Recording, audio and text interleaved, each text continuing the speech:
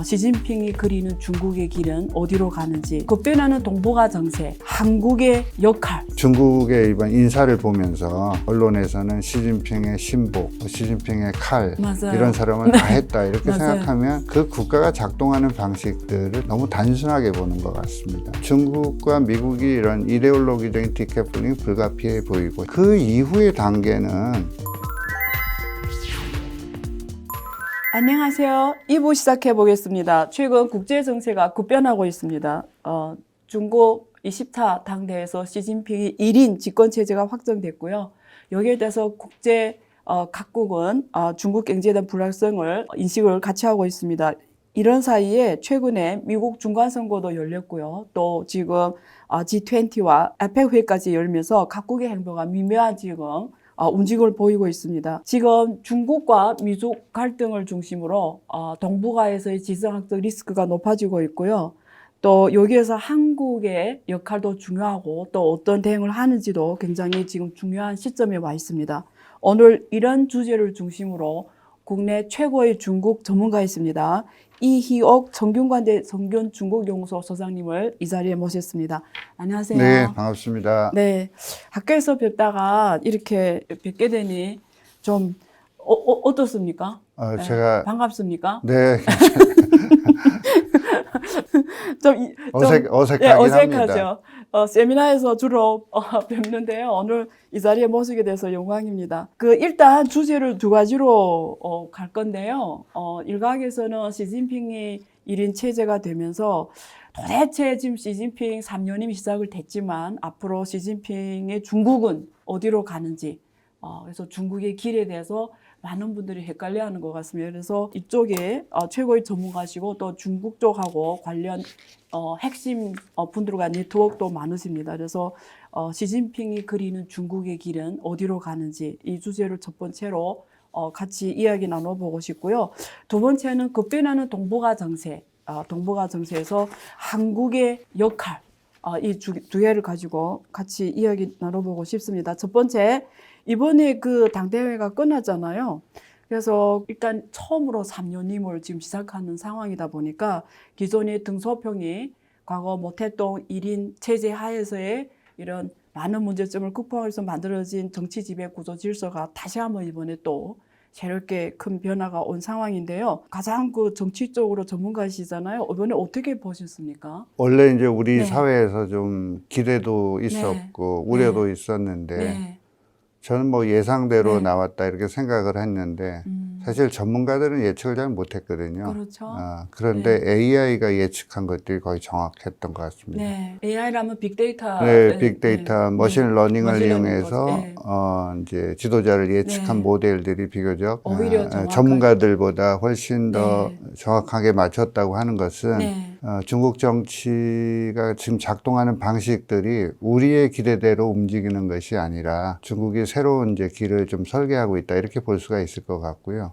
우려가 되는 부분들은 이제 중국이 선택한 중국의 길이 1인 체제일 뿐 아니라 중국의 길을 분명히 선택을 했잖아요. 네. 나는 나의 길을 가겠다 하는 네. 입장은 분명히 했거든요. 그럼 소장님께서 이해하시는 시진핑이 말하는 중국의 길이 있잖아요. 그 함의를 우리 시청자들에게 되게 쉽게 설명 부탁드리겠게요. 중국의 길이라 하면 본질적인 함의가 어떤 거죠? 예전에는 네. 이제 보통 네. 중국이 자국의 길을 간다고 하면은 네. 다른 길도 괜찮았는데 네. 내가 그 길을 지금 갈 수는 없다. 네. 그러니까 시간이 필요하다. 그게 네. 점진주의고요. 그건 혹시 민주주의를 말씀하시는 그렇죠. 거예요? 예전에 네. 중국이 네. 민주주의는 좋은 것이다. 네. 이렇게 얘기를 하다가 네. 조금 시간이 지나서 민주주의는 나쁘지 않은 것이다. 이렇게 하다가 시간이 지나서는 민주도 중국께 좋다. 이렇게 얘기를 하거든요. 네. 11월 14일 날 네. 미중 정상회담에서도 네.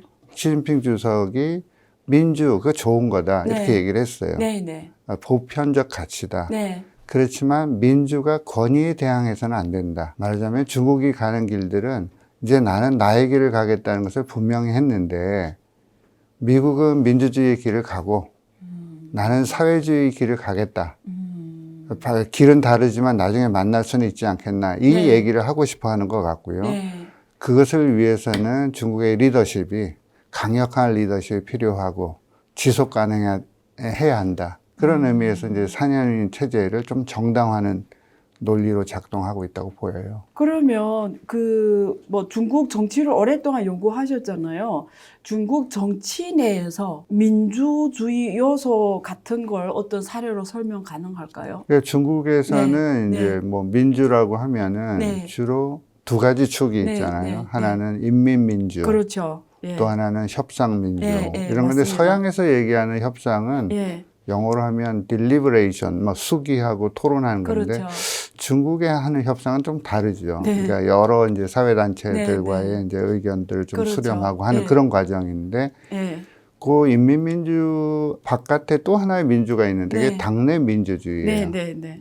예, 우리는 이제 서구의 민주주의는 견제와 균형이라고 하는 것 속에서 균형이죠. 예, 권력 그렇죠. 분립 체제가 네. 만들어졌는데 네. 거기는 일당 체제가 역사적인 합법성을 갖고 있기 때문에 네. 당내에서의 민주적 토론이 있다 하는 네. 당내 민주주의고 네. 그게 집단 지도 체제의 형태로 나타난 거잖아요. 네. 그런데 이번 이제 전당대회를 보게 되면 네. 당내 민주주의도 굉장히 약화되기 시작한다 한 부분이 있고 협상민주보다는 네. 훨씬 이제 네. 리더십이 강화되는 형태로 네. 발전하고 있다. 이런 형태로 보면 네. 보편적인 일반 민주주의의 원칙에서 보면은 일종의 후퇴라고 볼 수 있고 네. 중국 내에서 작동해 왔던 여러 가지 민주적 원칙에 비해서도 후퇴한 부분이 있다고 생각이 됩니다. 전 과정의 민주 이런 표현을 쓰고 네, 있는데 맞아요.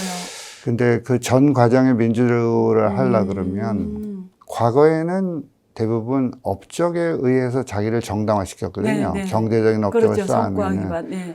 근데 중국 국민들이 네. 요새 코로나 문제 있죠. 네. 이 감시 사회에 대한 정책 필요를 굉장히 많이 느끼잖아요. 네. 그 과정에서 과정의 민주화를 강조하기 시작하는 거예요. 그래서 지금 중국에서 얘기하는 전 네. 과정의 민주가 네. 정말로 네. 이런 과정의 민주주의를 말은 그렇게 하고 있지만 실질적으로 담보하고 있는지에 대해서는 많은 토론이 지금 나타나고 있다고 볼 수 있죠. 그러면 소장님 장저민하고 후진토 시기에는 그 상무위원들이 그때는 뭐 아홉 명 후에 네. 지금 시진핑 7명 이렇게 됐는데 그때는 집단 영도 체제였고 확실하게 그 7명의 상무위원 관계는 평등한 관계였나요? 네. 아니면 지금처럼 시진핑이 핵심으로 했고 뭐 좀 이런 좀 오히려 조금 살짝 수직적인 관계 그때는 확실하게 n분의 1이 권력 분산이 됐었나요? 네. 그러니까 사실 네. 1인 우위 체제가 형성된 거는 네. 어느 시대나 마찬가지였어요. 그렇죠. 집단 네. 지도 체제가 예. 유지되고 그 안에 네. 1인이 우위 체제를 갖고 있는 것이 장저민 시기, 후진타오 시기에 네. 대체적으로 유지되어 왔다고 보면은 네. 시진핑 체제 들어서서는 집단 지도 체제가 매우 약화되고 1인 영도 체제가 훨씬 더 강화되는 그런 특징들을 갖고 있다고 볼 수가 있겠죠. 네. 그렇지만 이제 우리가 흔히 이제 우리의 파벌을 보면은 네. 중국에서 뭐 파벌 투쟁이 벌어져서 하는 것들은 네. 학자들이 이제 중국 정치를 분석하려고 했던 거고 말이고, 예. 뭐 태자당이 그렇죠. 동창회가 있는 것도 아니고 네, 맞아요. 공청단들이 모여갖고 뭐 맞아요. 연말 송년회를 하는 것들이 그렇죠. 아니고 예. 다만 이제 그 파벌이라고 하는 형태가 정치 노선들이 어떤 특징들을 갖게 되는데요. 이번 이제 전당대회를 통해서 보면은 네. 뭐 공산주의 청년단, 투안파이라고 하는 예, 그 공산당파. 세력들이 네, 네. 이제 상대적으로 이제 후퇴하게 됐는데 그것은 뭐 또 저는 이런 측면을 볼 필요도 네. 있다고 생각이 되거든요. 네. 중국 내에서의 엄격한 의미의 파벌 투쟁이 작동했지는 않고 공청단파가 상대적으로 몰락을 했는데 사실 예견됐던 거거든요. 이미 공청단파가 몰락되기 전에 네. 공산주의 청년단이 뭐 형식주의, 관료주의에 빠져 있다 이렇게 얘기를 하고 공청단에서 운영하는 청년 정치학원 같은 운영 주체도 네. 사실 사회과학원으로 넘겨주고 정치학원 들어갔죠. 예. 예산도 한 절반을 뚝 자르고 네. 이렇기 때문에 공청단의 몰락들은 좀 예상됐던 부분들이 있다고 볼 수 있죠. 그것이 갖고 있는 결과는 시진핑이 인재를 등용하는 풀들이 네. 사실 좀 넓어진 측면이 있습니다. 왜냐하면 엘리트 연합의 특징들을 네, 동시에 네. 갖게 되는 것이죠. 네. 네. 그리고 이제 우리 언론의 네. 후추나의 부총리가 네. 중앙위원회 정치국원에서 중앙위원으로 강등되어서 수모를 겪었다 이런 네. 표현을 하는데 네. 뭐 저는 절반은 맞는 것 같고요.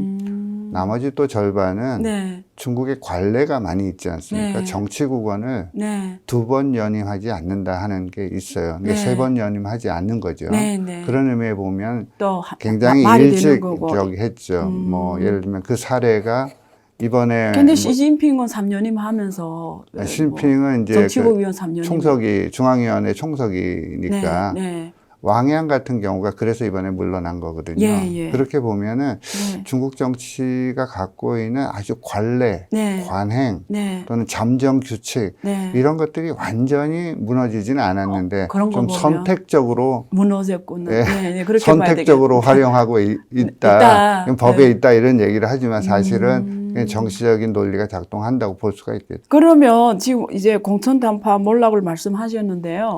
그러니까 저 같은 경우에는 지금은 아닙니다. 워낙 댓글에 질문을 많이 하시더라고요. 공산 당원이냐고 저보고. 예전에는 맞습니다. 근데 지금은 아닙니다. 중국은 당비를 6개월 이상, 요즘에 3개월인가 안 내면 자동 탈당입니다. 그래서 지금은 아니고요. 그 말씀하신 대로 저는 이렇게 당원 활동 해봤기 때문에 당원들 다 생각이 거의 비슷해요. 사실은. 근데 한국에 오니까 공천당파, 뭐 대사당, 뭐 이거 되게 중요하게 보도 상해방, 뭐 중요하게 보던데요. 오랫동안 정치 연구를 하셨으니까 정말 그 사실적으로 보시기에 여기서 말한 상해방 그리고 공천당파 그리고 대사당 시진핑 이쪽이죠. 근데 이게 정치 노선적으로 확실히 다르다고 생각하시나요? 그러니까 이제 학자들이 분류를 해야 될 텐데 네. 어떻게 구분되죠? 왜 이렇게 네. 인재를 그렇죠. 등용하는 방식들이 네. 무엇일까를 보게 네. 되면 네. 결과적으로 네. 아버지나 또 그렇죠. 선대가 네. 뭐 혁명 원로의 가문이다. 그렇죠. 그러면 중화인민공화국을 지킨 오너 집단의 그 갖고 있는 이제 자부심 이런 네. 것들이 있다. 뭐 저는 그런 게 있을 수 있다고 생각하는데 네. 사후적으로 보면은 그렇게 네. 이제 평가를 할 수 있는 부분이 사전에 네. 공청단파를 어떻게 심고 태자당을 어떻게 심고 뭐 상해방은 어떻게 심고 그 안에서의 권력 배분이 어떻게 이루어지고 하는 것들은 파벌 간의 노선보다는 네. 사실은 전임 정치 세력들이 있잖아요. 그리고 후임 정치 세력들 사이에 권력을 인계하고 인수해가는 과정에서의 여러 가지 이제 권력 관계가 작동하는 것이라고 볼 수 있지. 엄밀한 의미에서의 파벌투쟁 네. 이런 것들은 작동하는 방식들이 우리가 생각하는 것처럼 강력하게 하나의 프레임 속에서 작동하는 것은 아니라고 볼 수도 있겠죠. 그럼 이렇게 해석해도 되나요? 소장님 말씀을. 그 시진핑이 어차피 공산당 총석이잖아요. 근데 그 나머지 6명 중에 후진토 공천당파가 많이 일부부터 있다 설령체도 시진핑 가수한 중국끼리는 큰 변화가 없는 거죠. 그렇죠. 그러니까 네. 출신이 그렇다고 하는 것이고요. 예. 그러니까 예를 들면은 네. 그러니까 중국의 이번 인사를 보면서 네. 뭐 어떤 이제 언론에서는 시진핑의 신복, 네. 시진핑의 비서, 그렇죠. 시진핑의 그런 출신들이 뭐 부하, 많잖아요. 예. 시진핑의 칼 맞아요. 이런 사람을 다 했다 이렇게 맞아요. 생각하면 그 국가가 작동하는 방식들을 조금 너무 단순하게 보는 것 같습니다. 뭐 경제 전문가가 없다. 뭐 그러면 보면 안 보이잖아요. 네. 그렇지만 서열 2위라고 중국의 이제 정치에는 서열은 없죠. 네. 서열도 우리가 만든 그렇죠. 말입니다. 그렇죠. 그러니까 입장 맞습니다. 순서가 서열이고 맞습니다. 예. 그러니까 서 있는 위치가 뭐 왼쪽 그렇죠. 오른쪽 서 있는 게 서열이잖아요. 그렇죠. 서열 2위로 발탁된 사람이 리창이라는 맞습니다. 상해 정책. 상해 예, 당석인데 예, 예. 이분이 상해 방역 코로나 방역의 실패 책임자인데 네. 시진핑이 놀랐습니다. 예. 이 사람이 어떻게 이 사람을 그렇죠. 그 등용을 시키느냐 예. 이런 이제 논란이 있었는데 네. 그걸 또 빼놓고 보면요. 네. 완전히 자기한테 신복이기 때문에 썼다. 그 절반은 맞는 것 같은데 또 한 절반은 상하이가 사실은 테슬라 중국 공장도 유치했고요. 네. 상해가 가장 그 미래 혁신 그렇죠. 기술들의 그 맞습니다. 플랫폼이 되는 도시 하는데 맞습니다. 리창이 역할이 있었죠. 거기는 그리고 인명, 리창이 네. 외자 유치하는데도 굉장히 적극적으로 했기 때문에 이번 전당대 보고서에 이런 게 있었어요. 네. 높은 수준의 대개방을 하겠다 이런 예, 표현이 있거든요. 예. 이 얘기는 지금 시진핑 체제가 경제 정책은 일정하게 이제 지속성을 좀 담보해 나가겠다 이런 의미에서 보면 또 그렇게 해석할 수 있네요. 네, 그런 부분이 있죠. 그러니까 경제 전문가가 없어서 완전히 시진핑의 비전문가가 했다 이렇게 보기는 굉장히 어렵고요. 충성도가 있고 네. 능력이 있는 사람들 중에서 네. 능력들을 조금 우선하기보다는 충성도를 우선한 측면이 있지만 네. 그렇지만 그 안에서 완전히 비전문가가 뭐 중국 정치 권력을 좌지우지한다 이렇게 보기는 굉장히 어렵지 않을까 이렇게 생각이 듭니다. 그러면 이렇게 예측해도 되나요? 앞으로 시진핑이 3년이면 기간에는 오히려 대외 개방이 더 확대된다고 봐도 되겠네요. 대외 개방이라고 하는 건 저는 좀 네. 수동적인 측면이 있다고 보는데요. 예를 들면 네. 미중 간의 전략 경쟁이 굉장히 격화되고 있고 네. 공급망 압박이 심하게 되니까 네. 중국으로서는 대외 개방이 하고 싶은 거예요. 왜냐하면 이게 수축적인 경제보다는 개방형 경제를 가야 그렇죠. 되는데 네. 어쩔 수 없이 선택한 것이 쌍순환이라고 볼 수 그렇죠. 있잖아요. 국내 대순환을 그렇죠. 중심으로 네. 해서 대외로 돌리는 건데 네. 그렇지만 중국도 이런 방식으로 앞으로도 지속하기는 굉장히 어려울 것으로 보여요. 그러면 높은 수준의 대외 개방을 할 텐데 네. 그래서 이제 핵심 외자 기업에 대해서는 중국의 상장도 허용해주고 네. 그다음에 뭐 예전 우리 개혁 개방 초기에 했던 것처럼 네. 뭐 토지에 대해서 특혜도 제공해주고 이런 방식으로 그렇죠. 네. 투자를 유치하는 쪽으로는 가서 미국으로 오는 네. 경제적인 압력이 좀 대항하려고 하는 그런 의미에서의 좀 기업의 대외 환경들을 그렇죠. 개선해주는 쪽으로는 방침이 서 있을 수도 있겠다. 네. 다만 이제 우리가 생각하는 것처럼 네. 사양 산업, 뭐 환경 산업 이런 네. 것들이 아니라 네. 미래 핵심에 관련된 전략적 중요한 산업. 산업들은 아마 이제 글로벌 기업들을 염두에 두고 중국의 IPO를 허용해주고 뭐 하는 네. 이런 이제 조치들은 나타날 가능성이 있어 보입니다. 네. 그러면 중국의 이런 고위 관료들을 하고 뭐 같이 많이 얘기 나눠보시고 또 같이 세미나도 많이 하시고 토론도 많이 하셨잖아요.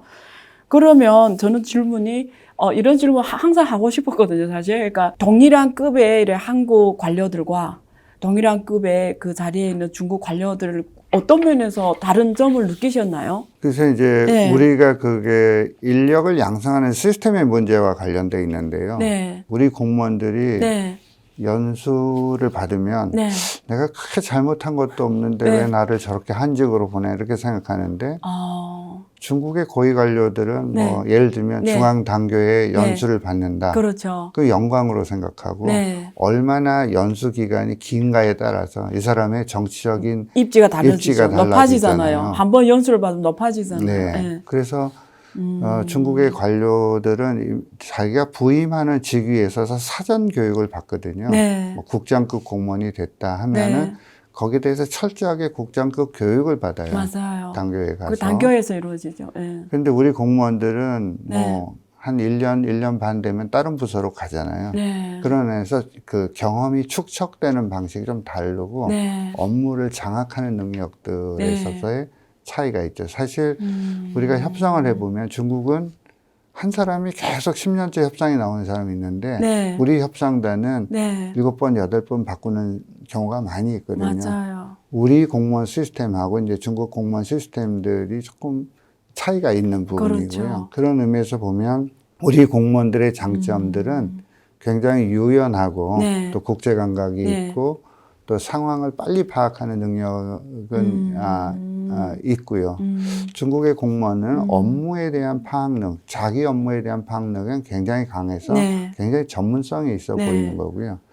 우리가 바깥에서는 중국 사람들 만나면 똑같은 얘기 한다 그러는 게 맞는데요. 근데 사전에 학습이라는 프로그램을 돌리는 것 같아요. 네, 네. 전반적으로. 같은 말 하잖아요. 네. 누굴 불러도 그 이슈에 대한 같은 말 하는 거죠. 그거는 이제 사전에 네. 공부를 한다는 거 네, 아니에요. 네. 그래서 뭐 원보이스로 나온다고 하는 말이 우리는 이제 뭐 권위주의 국가의 단일한 목소리 나오는 것처럼 네. 보이긴 하지만 네. 또 그 사회의 네. 그 나름대로의 특징이 속에서 그렇죠. 발현된 것이 아닌가 네. 하는 생각도 들어요. 네. 저는 그 당원 공부를 해봤기 때문에 여기서 소장님 말 단교라는 게 있어요. 단교는 중앙 단교가 있고요. 각 성 단교가 있어요. 31개 성지 본토에. 그 다음에 또 각 지구급, 현급으로 단교라는 게 있어요. 당원을 교육하는 학교. 그러면 보통 예를 들면 뭐 서울시 단교 이러면 서울시에서 좀 똑똑한 친구들을 그걸 서울시 단교로 보냅니다. 그래서 뭐 역사, 정치, 모든 경제 공부를 다 시킵니다. 그러면 이 사람은 급이 높아진다는 거예요. 그러니까 거기 나왔을 때 진급을 해요.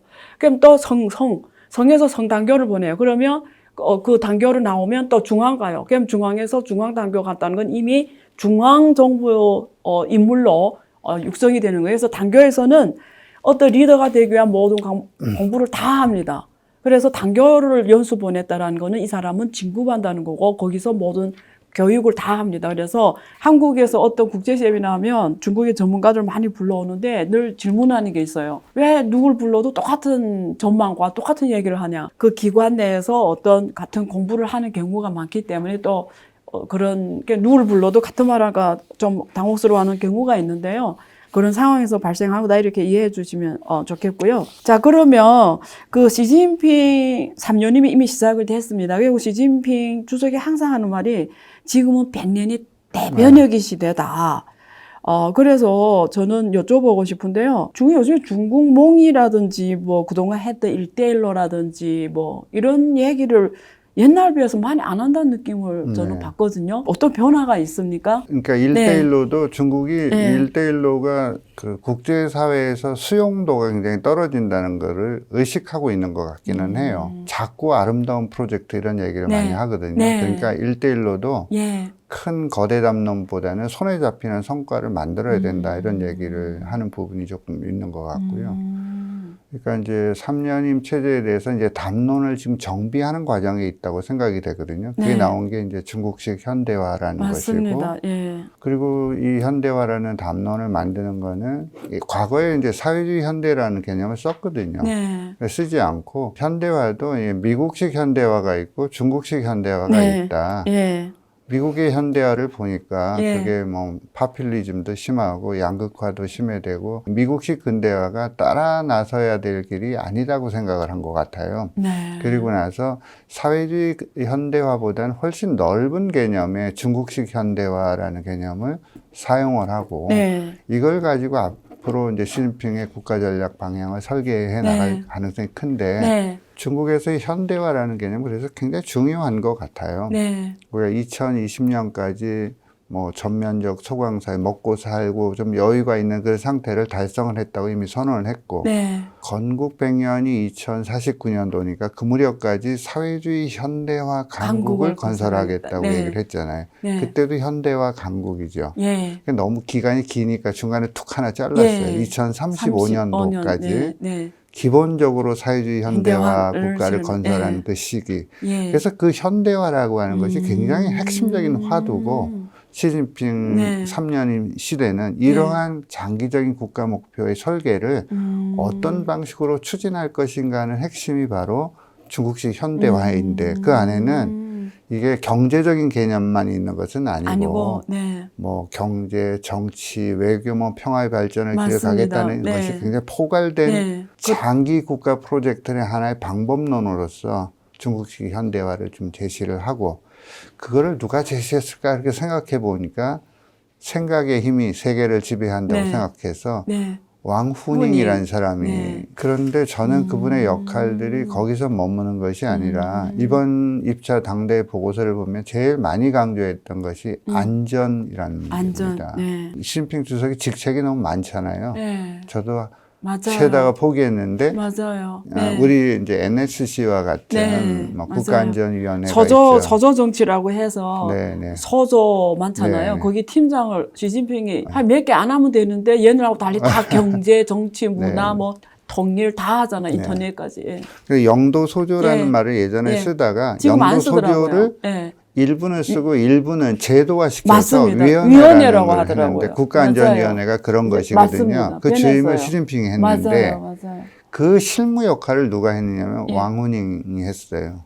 그러니까 아마 짜는 역할을. 예, 네. 근데 중국의 국가안전위원회라는 것은 국내 파트가 절반이고 사실은 대외 파트가 절반인 그렇죠. 거죠. 국내 안전과 맞습니다. 대외 안전을 함께 포괄하는 맞습니다. 그런 개념인데 이렇게 이 큰 프로젝트를 만들어 놓고 생각의 힘을 만드는 왕후닝의 역할이 정치협상회의 주석에서 머물러 있지 않고 조금 더 역할 공간이 늘어날 가능성은 있어 보인다.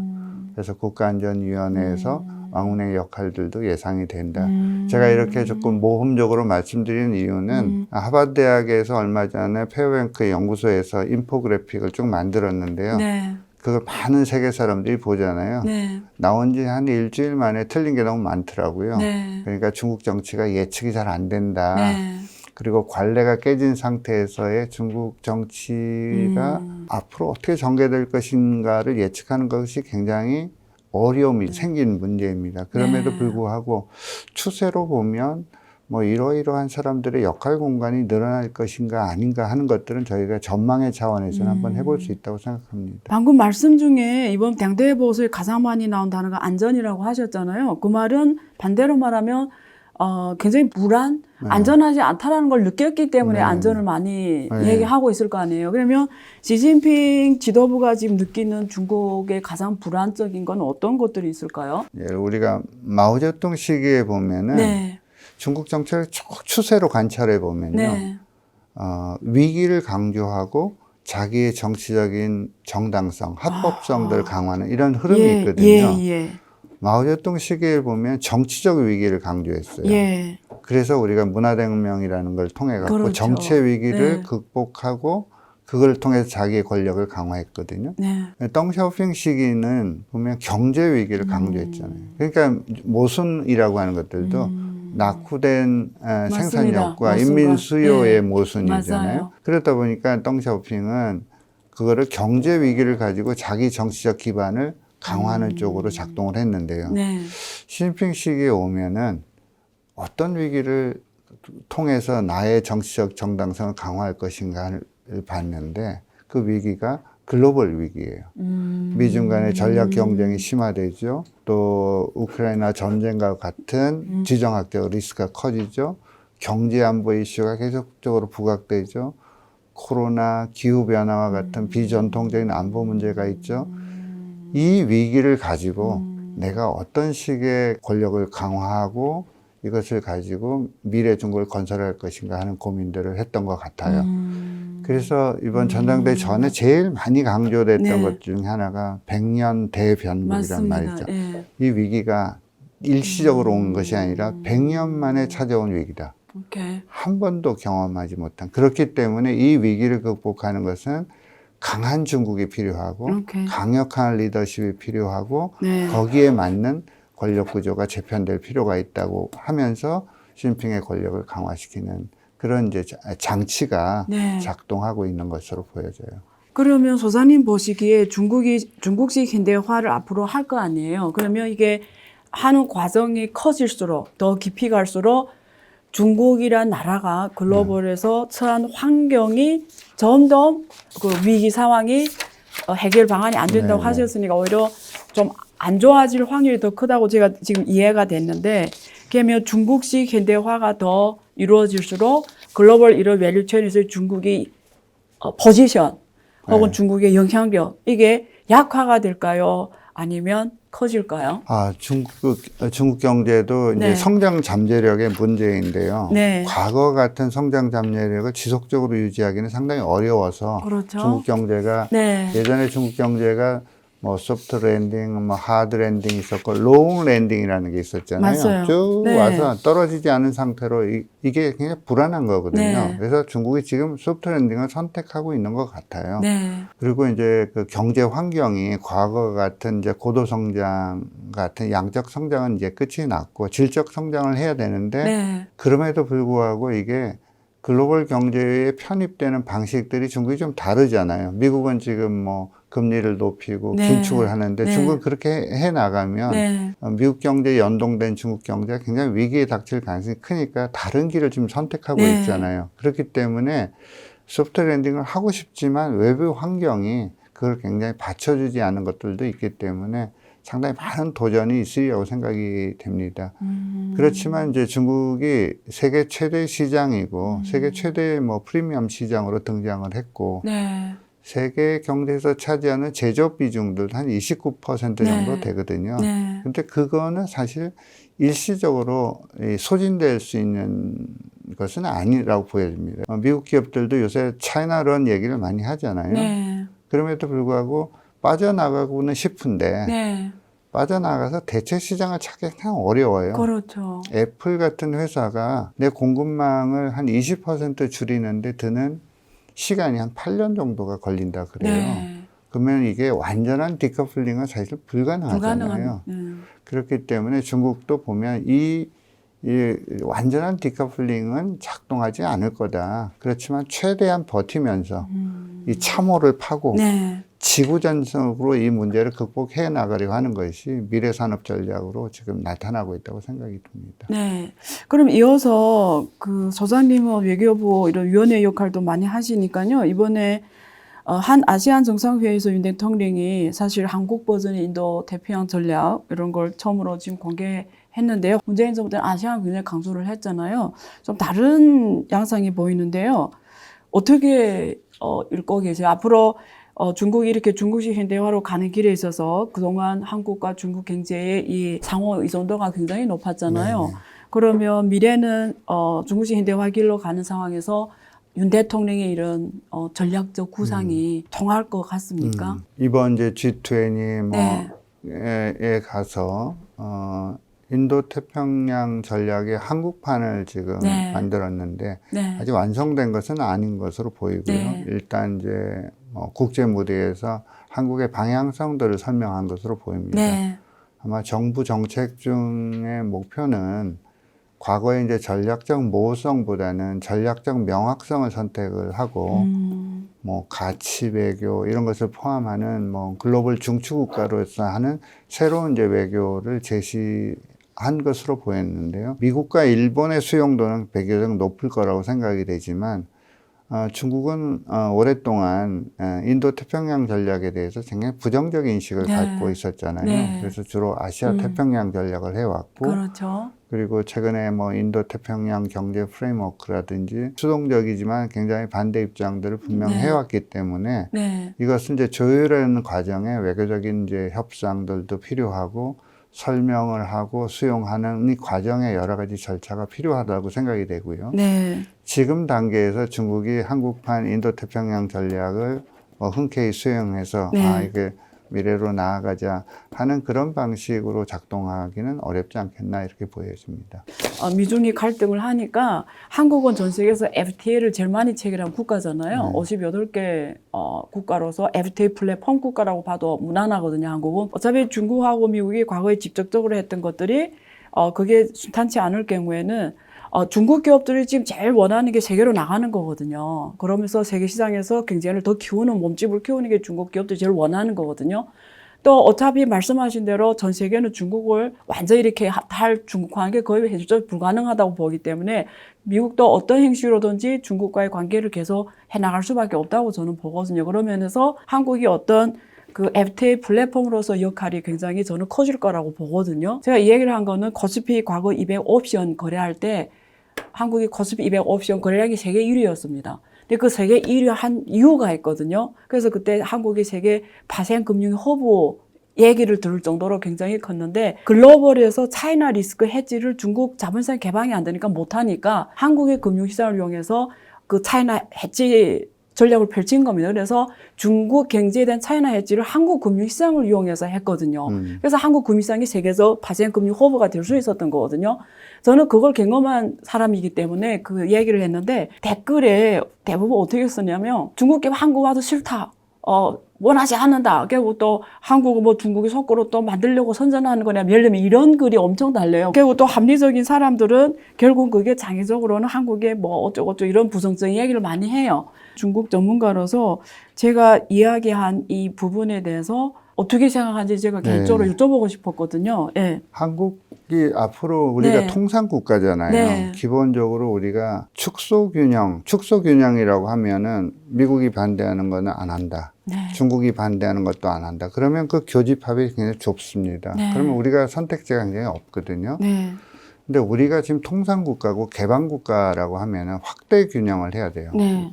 파이를 크게 크게 키워서 해야죠. 모델에서 네. 작동해야 되는 것들을 할 필요가 있고요. 그리고 우리 기업의 입장에서 보더라도 우리가 FTA도 있고 RCEP이라는 것이 또 있잖아요. 네. 그러면 어느 기업들이 우리 기업한테는 어느 플랫폼을 활용하는 것이 유리한가에 대한 것들은 섬세하게 좀 설계를 해줄 필요가 있어요. 네. 그러니까 원산지 표시 규정 네. 이런 것들이 네. FTA가 유리한지 네. RCEP이 유리한지. RCEP이 유리한지. 그 사실 대기업들은 잘 아는데요. 중소기업들은 이런 이제 법적인 것들이 굉장히 취약하잖아요. 네. 이런 것들에 대한 지원 시스템이 굉장히 중요할 것 같고요. 지금 미중 관계를 보게 되면 그러니까 디커플링이 정치적으로는 불가피해 보일 네. 거라고 생각이 되거든요. 네. 미국은 뭐 민주주의 길을 가겠다고 하는 거고 중국은 사회주의 길을 가겠다고 하니까 중국과 미국이 이런 이데올로기적인 디커플링이 불가피해 보이고 시장도 미국의 그 요청 때문에 시장도 분리될 가능성이 뭐 완전히 분리는 되지 않겠지만 하지만 분리하는 그렇죠. 경향들은 불가능할 거로 그렇죠. 보여지는데 네.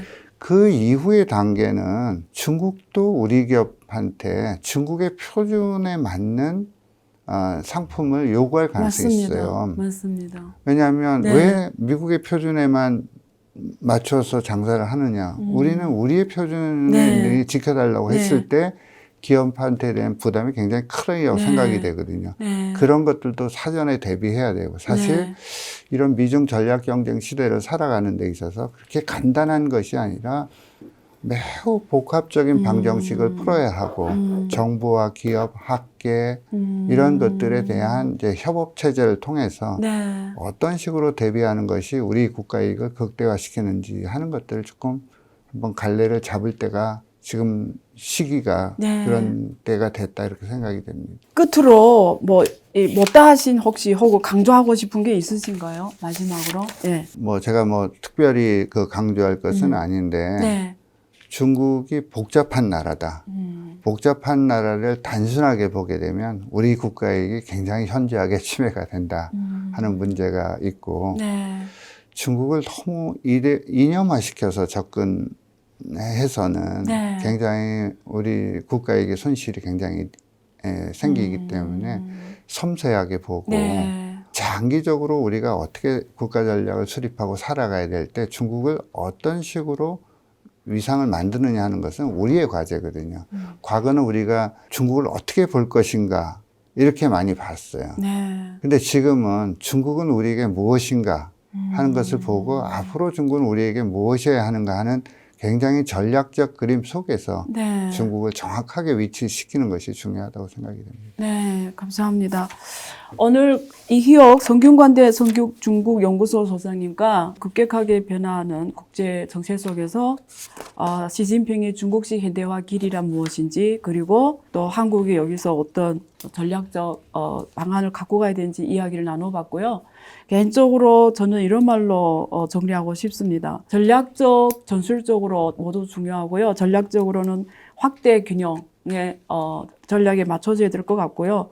우리는 그 악마는 디테일에 있다고 소장님께서는 굉장히 디테일한 부분을 많이 강조하셨습니다. 왜냐하면 중국은 굉장히 복합적으로 봐야 되기 때문에 그래서 단순화하는 걸 굉장히 하면 큰 어려움에 범하고 한국의 구위에도 유리하지 않다라는 말씀을 해주셨고요. 감사합니다. 네, 고맙습니다. 네. 네. 안유화의 앵글로 본 세상 안유화쇼입니다. 시청해 주셔서 감사하고요. 다음 시간 기다려 주세요. 감사합니다.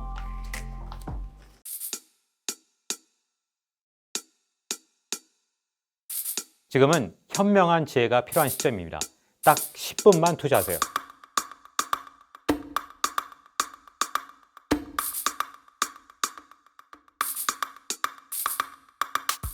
제 영혼을 갈아 넣었습니다. 다음이 뭔지 궁금하지 않으세요? 이제는 더 이상 늦출 수가 없습니다.